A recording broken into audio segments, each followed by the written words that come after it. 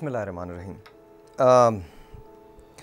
Usually ऐसा कम होता है that I run out words या मैं अल्फाज मेरे पास ख़त्म हो जाएं।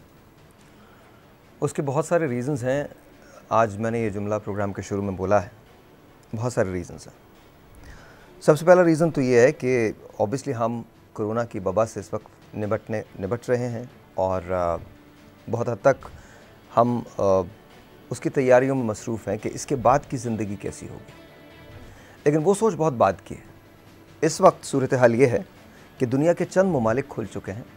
उन चंद ममालिक में जिन्होंने आगे बढ़ के कोरोना से जंग का ख़ात्मा कर दिया है और ये कहा है कि नहीं ठीक है, अब अपनी ज़िंदगी वैसे ही गुजारेंगे जैसे हम गुजार रहे थे, कुछ प्रिकॉशंस के साथ। उनमें जो सर फहरिस्त मुल्क है वो ब्राज़ील है। आज ब्राज़ील के सदर ने एक बहुत बड़े जलसे में ये बयान किया है कि ब्राज़ील से ये जितनी भी आइसोलेशन है या क्वारंटीन है उसको ख़त्म किया जा रहा है। स्वीडन एक ऐसा मुल्क है जिसने कभी क्वारंटीन को ऑब्ज़र्व नहीं किया। लेकिन ये चंद ममालिक हैं, बहुत सारे ममालिक ऐसे हैं जहाँ न सिर्फ क्वारंटीन को ऑब्ज़र्व किया गया है बल्कि वहाँ अमवात की शरह भी बहुत ज़्यादा है, जिसमें सर फहरिस्त आता है अमेरिका। ज़ाहिर है अमेरिका के बाद इटली में, इटली के बाद स्पेन के साथ साथ फ्रांस के साथ साथ यूके। ऑफ कोर्स ये वबा हिंदुस्तान में भी आई, पाकिस्तान में भी आई। कुछ अफ्रीकन ममालिक ऐसे हैं जिस वबा से महफूज रहे हैं। उसके बहुत सारे रीज़न्स हैं। 2 स्टडीज़ जो जॉन हॉपकिंस की हैं वो कोई और बात बताती हैं, और एक जो हमने आपस में ख़ुद ही सोच रखा है वो कुछ और बात है। जो हमने सोचा है वो ये सोचा है कि चूँकि हमारे पास किट्स अवेलेबल नहीं है इसलिए बहुत सारे लोगों के टेस्ट ही नहीं हुए। जब स्क्रीनिंग ही नहीं हुई तो हमें पता ही नहीं कि हमारे यहाँ इफ़ेक्टेड लोग कितने हैं। पहली स्टडी जॉन हॉपकिंस की ये कहती है कि वो लोग जिनको टीबी के मर्ज़ हो गए थे या जो लोग टीबी के मर्ज़ में मुब्तला थे या जिन ममालिक में टीबी प्रेवलेंट थी, उन ममालिक में इसमें स्पाइक नहीं आ सकी। दूसरी स्टडी ये कहती है कि ये किसी हद तक मलेरिया का मिरर इमेज है। कोविड-19 का जो वायरस है ये किसी हद तक मलेरिया का मिरर इमेज है, और चूँकि ये इसका मिरर इमेज है इसलिए शायद इसमें स्पाइक नहीं आएगी। अगेन ये सारे मफरूज़ात हैं। ये बड़ा नोवल वायरस है, बड़ा नया वायरस है। इसके ख़िलाफ़ जहाद अभी जारी है। I have got 2 people in the house. Doctor Nuzrat Farooqui साहब यहाँ मौजूद हैं, कंसल्टेंट हैं, Aga Khan and care planner हैं, फील्ड आइसोलेशन सेंटर कराची की। अस्सलाम वालेकुम मैम, बहुत बहुत शुक्रिया for being here on the show. And doctor Arish Haider साहब मौजूद हैं जो कि कोर प्लानर हैं। बहुत बहुत शुक्रिया डॉक्टर साहब आपका भी, thank you so very much. आज हम कोविड-19 के बारे में तो बात करेंगे, लेकिन बात करेंगे उन फ्रंट लाइनर्स की जो इस कोविड-19 में बिल्कुल सामने खड़े हैं। और मैं बात शुरू से करना चाहता हूँ, सबसे पहले करना चाहता हूँ, इससे पहले कि हम ये जाएँ कि आपने आइसोलेशन सेंटर कैसे बनाया। आप लोगों के पास किट्स अवेलेबल हैं पूरी तरह से जी। आप लोगों के पास अवेलेबल है, लेकिन आपको लगता है और दूसरे डॉक्टर्स के पास अवेलेबल है? यकीन से नहीं कह सकते, यकीन से नहीं कह सकते, और ये बात दुरुस्त है। अब सवाल ये पैदा होता है कि अगर हम यकीन से नहीं कह सकते तो क्या डॉक्टर्स फिर भी काम कर रहे हैं? 100% काम कर रहे हैं। न सिर्फ डॉक्टर्स काम कर रहे हैं बल्कि जितने उनके असिस्टेंट्स हैं वो काम कर रहे हैं, जितना पैरामेडिकल स्टाफ है वो काम कर रहा है, नर्सेस काम कर रहे हैं, वार्ड बॉयज़ काम कर रहे हैं। डॉक्टर साहब, सबसे पहले तो to both of you, heart goes out to both of you, और आपके साथ जितने भी लोग हैं उनका बहुत बहुत शुक्रिया। Because you know at the end of the day हमने आप लोगों की तरफ ही देखा है और आपने किसी को लौटाया नहीं है। जिस वक्त ये पेंडेमिक अनाउंस हुआ कि हमारे यहाँ ये पेंडेमिक है और अब हमें इसे बहुत सीरियस लेना है, उस वक्त सूरत हाल क्या थी? आप मुझे कुछ बता रही थी इससे पहले, प्रोग्राम के शुरू करने से पहले, उस वक्त सूरत हाल क्या थी? I think hats off to Sindh government जिन्होंने ये पूरा प्लानिंग किया। और आई थिंक 10 या 11 मार्च को ये प्लान हुआ कि एक्सपो सेंटर को एक आइसोलेशन सेंटर में बना दिया गया। ठीक है। 18 मार्च को मुझे कॉल आई कि आप एक्सपो सेंटर आ जाएँ, और वहाँ पे कुछ पाकिस्तान आर्मी के लोग थे और लोकल गवर्नमेंट डीसी थे वहाँ पे ईस्ट। और आई वेंट देयर, उनसे बात हुई, उन्होंने कहा कि इसका प्लान बना दें। तो मैं कहा कितना टाइम है? तो उन्होंने कहा जुमे को प्रेजेंट करना है, बुध का दिन था। सो आई हैड 36 आवर्स। तो हंगामी इजलास किया मैंने, आरिश को कॉल की और एक हमारे और कोर प्लानर हैं डॉक्टर वारिस। हम 3 लोग बैठे, हमने जाके एक्सपो सेंटर को दोबारा देखा, उसके मैप्स लिए और 36 आवर्स में हमने प्लान बना लिया पेपर पे। आपने प्लान बना के सिंध गवर्नमेंट को दे दिया? Sindh government and military, army के दोनों डिपार्टमेंट्स। और उसके बाद फिर we presented the whole, because वो मैंने ही बनाया था, हमने मिलके बनाया था, तो हर जगह कहते हैं आप ही प्रेजेंट करें। तो वो फिर हमने कोर कमांडर को प्रेजेंट किया, गवर्नर को प्रेजेंट किया, सीएम को प्रेजेंट किया, काफ़ी सारे लोगों को प्रेजेंट किया गया। और फिर उसके बाद से वो दिन है और आज का दिन है, मुस्तकिल लगे। अच्छा ये बताइए कितने दिन लगे आपको ये आइसोलेशन सेंटर बनाने में? हमने इसको रिकॉर्ड टाइम में पूरा किया है। और रिकॉर्ड टाइम है 10 दिन।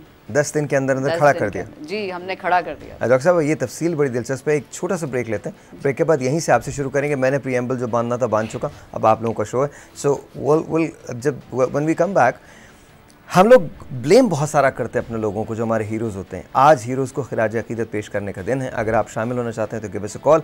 10 दिन के अंदर इन लोगों ने आइसोलेशन सेंटर बना लिया और 3 दिन के अंदर पूरा प्लान बना लिया था। बात करेंगे एक ब्रेक के बाद। We right back.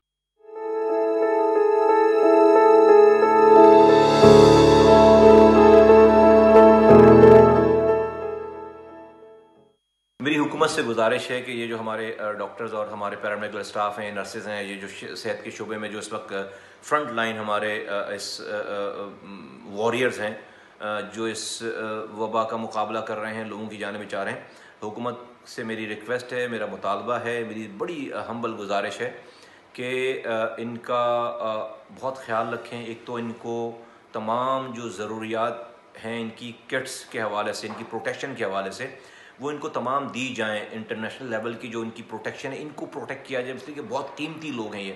इनको कोई खुदा न खास्ता बीमारी नहीं लगनी चाहिए, नंबर 1। और इनको तमाम किट्स जो है वो अवेलेबल की जाएँ, उसके ऊपर कोई कॉम्प्रोमाइज़ नहीं होना चाहिए। दूसरी बात ये है कि मैं समझता हूँ कि इनके लिए ख़ास तौर पर गवर्नमेंट एक फ़ंड एलोकेट करे जिसमें इनके बच्चों के लिए, इनकी फैमिलीज़ के लिए कोई पैकेज हो और इनको इस पूरे इस क्राइसिस में इनकी कोई इंश्योरेंस हो, इनकी कोई सेफ्टी हो, इनको कोई एक तसल्ली हो इस हवाले से।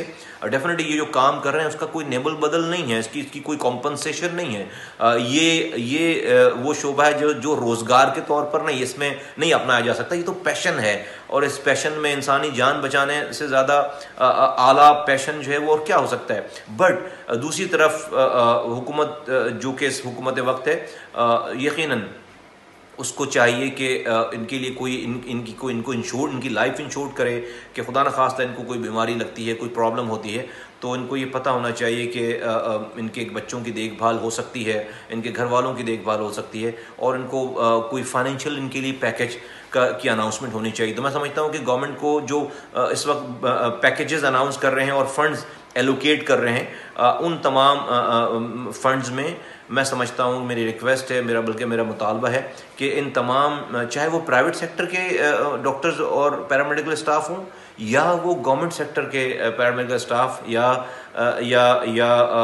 नर्सेज हैं या डॉक्टर्स हैं, सबके लिए कोई पैकेज अनाउंस करें, कोई फंड्स की एलोकेशन करें और इनको ये कंपनसेशन, इनको ये फंड्स मिलने चाहिए जो कि इनकी सर्विसेज का नेमुल बदल नहीं है, कोई कॉम्पनसेशन नहीं है, लेकिन just as a token of respect, as a token of appreciation and acknowledgement, मैं समझता हूँ कि इन हजरात के लिए गवर्नमेंट को ये करना चाहिए।